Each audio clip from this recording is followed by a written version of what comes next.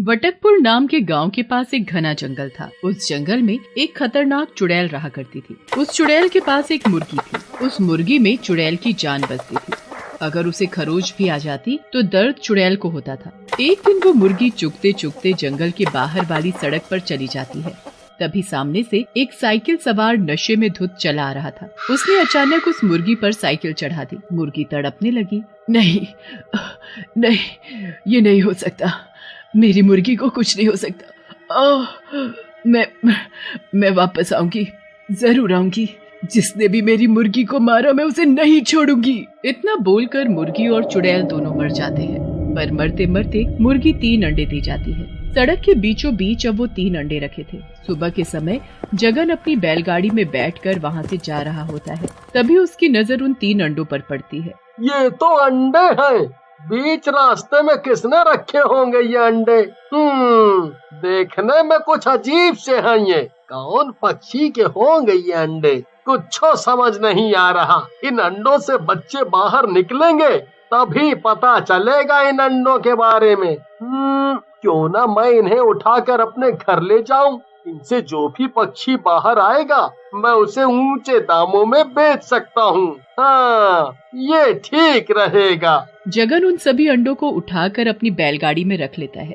घर पहुँचते ही वो उन अंडों को अपनी पत्नी गौरी को संभाल कर रखने के लिए दे देता है। आधी रात को वो अंडे बहुत बड़े हो जाते हैं। सुबह जब गौरी की नजर उन अंडों पर पड़ती है तो उसकी चीख निकल जाती है।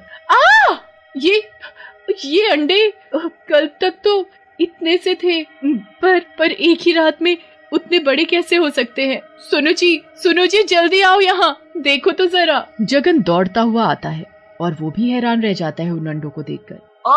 ये तो बहुत ही बड़े हो गए एक ही रात में। मुझे तो लगता है कि ये अंडे कोई मामूली अंडे नहीं है। ये कोई जादुई अंडे हैं। जरूर इनके अंदर कोई खास पक्षी निकलेगा।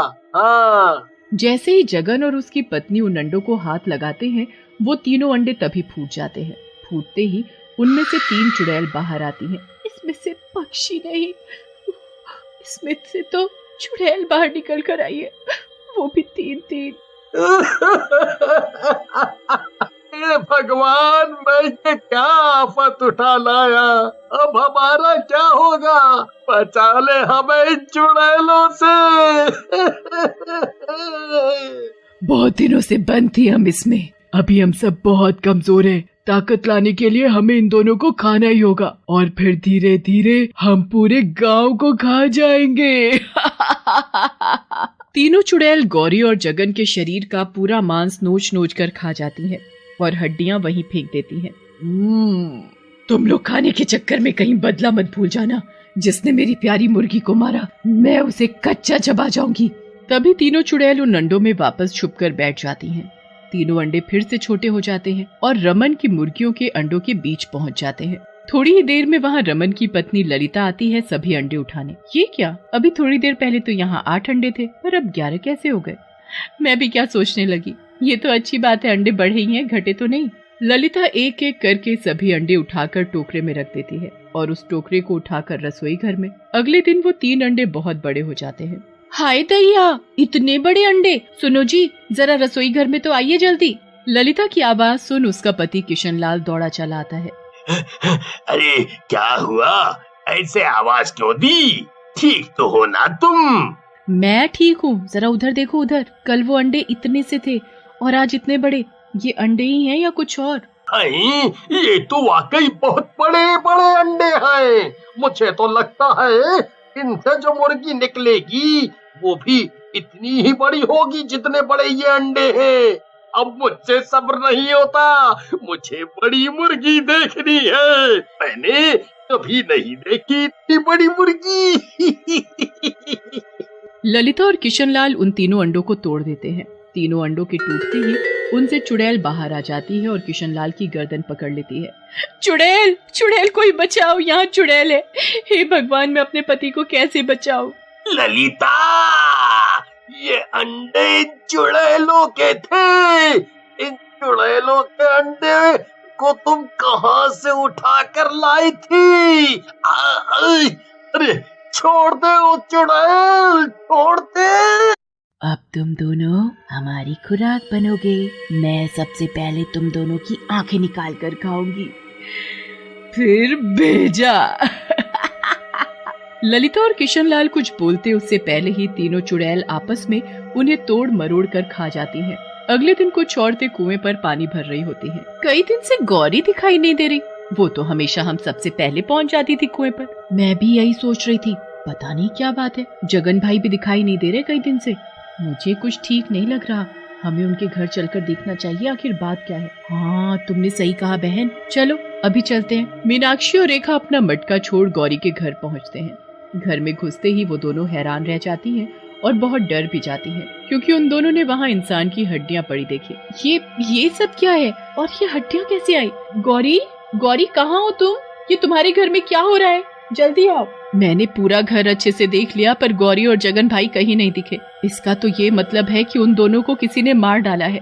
शायद ये हड्डियाँ उन्हीं की हैं। ओह, इतनी बेरहमी से कौन मार सकता है इन्हें? जिसने भी मारा है इन्हें, ये उसने अच्छा नहीं किया। उसे तो सजा मिलनी चाहिए। हमें अभी सबको बताना होगा। चलो जल्दी। मीनाक्षी और रेखा पूरे गांव को इकट्ठा कर लेती हैं और उन सबको वो बताती हैं जो उन्होंने गौरी के घर में देखा। सबने देखा फिर उन हड्डियों को वहाँ पड़े हुए। गांव वाले आपस में बात कर ही रहे होते हैं, तभी चंदू हाफता हुआ आता है वहाँ। वो वहाँ किशनलाल के घर।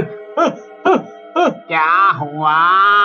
आगे भी कुछ बोलोगे? हाँ, क्या हुआ किशनलाल को? ठीक तो है ना वो? मैं अभी उसके घर से ही आ रहा हूँ।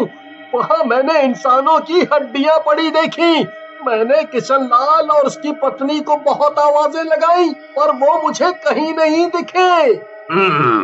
ऐसा कौन है जो हमारी पीठ पीछे ये सब कर रहा है? वो हमारे गांव के लोगों को बेरहमी से मार रहा है। हड्डियाँ देखकर तो ये लगता है जैसे किसी ने उन्हें नोच नोच कर खाया हो। जरूर हमारे गांव में कोई राक्षस घुस आया है। सरपंच जी, इस गांव की मदद कीजिए, बचा लीजिए सबको। सरपंच सभी को अपने अपने घर में रहने की सलाह देता है। सभी लोग बहुत डरे हुए थे। गांव का कोई भी आदमी काम करने खेतों पर भी नहीं जा रहा था। गांव के सभी लोग कई दिन तक घर से बाहर ही नहीं निकले। अब तो घर में खाना पानी सब खत्म भी हो चुका था। कितने दिन हो गए, सरपंच ने अभी तक कुछ नहीं किया। हम ऐसे कब तक घर में छुप कर बैठे रहेंगे? ऐसे तो हम भूखे प्यासे मर जाएंगे। घर में अनाज खत्म होने को आया और आज तो पीने के लिए पानी भी नहीं है। मैं अपने बच्चों को प्यास से मरता हुआ नहीं देख सकती, इसलिए मैं जा रही हूँ कुएं से पानी लेने। चांदनी, रुको, मैं भी चलूंगा तुम्हारे साथ। मैं तुम्हें अकेले बाहर नहीं जाने दूंगा। मुन्नी, तुम अपने भाई का ध्यान रखना। हम अभी वापस आ जाएंगे। इतना बोलकर दोनों अपने हाथ में मटका उठाकर चल देते हैं कुएं पर। कुएं से पानी भरते हुए चांदनी की नजर एक पेड़ के पास रखे उन तीनों अंडों पर जाती है। मुन्नी के बापू, वो देखो वहाँ पेड़ के पास, उधर 3 अंडे रखे हैं। शायद किसी मुर्गी ने दिए हैं। ये यहाँ ऐसे पड़े रहे तो खराब हो जाएंगे या अपने आप टूट जाएंगे। आप ऐसा करिए, उन्हें उठा लाइए। आज हम अपने बच्चों को ये अंडे बनाकर ही खिलाएंगे। बेचारों ने कई दिन से कुछ अच्छा नहीं खाया। पत्नी की बात मानते हुए माधव उन 3 अंडों को उठा लाता है। तभी उन सभी अंडों में हलचल सी होने लगती है। तभी माधव उन सभी अंडों को नीचे रख देता है। नीचे रखते ही वो अंडे धीरे धीरे बड़े होने लगते हैं। ये क्या? ये अंडे तो बढ़ते ही जा रहे हैं। क्या भला है आखिर ये? तभी उन अंडों से चुड़ैल बाहर आ जाती है। चुड़ैल को देखते ही चांदनी की चीख निकल जाती है। चीख सुनते ही सभी गांव वाले अपने अपने हाथों में लाठियां लिए बाहर निकल आते हैं। वो सब भी हैरान रह जाते हैं। इतने सारे लोगों को देखकर बहुत ही अच्छा लग रहा है। अब हमें किसी को भी छिपकर मारने की जरूरत नहीं। ये तो खुद ही अपने घरों से बाहर आ गए। अब सब समझ आ गया। उन सभी को तुम तीनों ने मार कर खाया है। अरे तुम्हारा क्या बिगाड़ा था उन सभी ने? क्योंकि इनमें से किसी एक ने मेरी प्यारी मुर्गी को मार डाला था। उस मुर्गी के मरने से मैं भी मर गई थी, पर मरते हुए मैं इन 3 अंडों में समा गई। अब हम एक नहीं 3 हो गई। तभी तीनों चुड़ैल अपने हाथ में एक एक आदमी को पकड़ लेती हैं। तभी पीछे से मंदिर का पंडित आकर उन सभी चुड़ैलों पर मंत्र के साथ गंगा जल का छिड़काव कर देता है। गंगा जल की छींट पड़ते ही तीनों चुड़ैल गायब हो जाती हैं। मैंने गंगा जल छिड़क कर बस उसे मुक्ति दिलाई है। पंडित की समझदारी की वजह से पूरे गांव की जान बच जाती है।